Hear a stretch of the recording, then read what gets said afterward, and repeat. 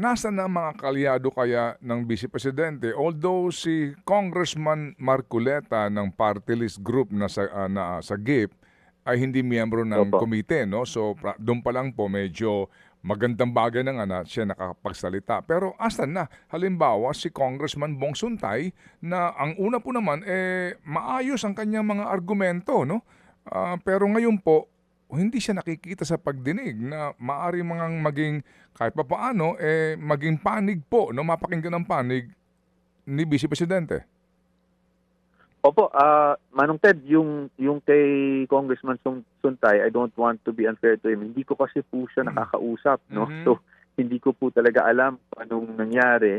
And to be honest, kaming mga abogado, we don't want to rely na yung mga kaalyado or things like that.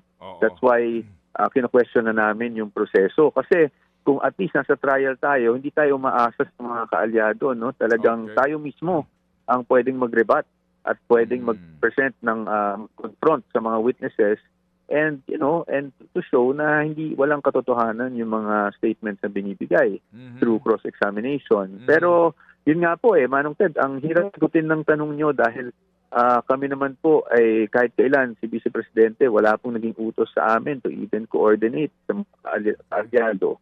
Dahil ang sa kanya lang talaga, nasabi nga niya nung isang interview niya na allergic siya sa mga politiko. No? So sa atin po talaga, dinadaan na lang niya talaga sa legal.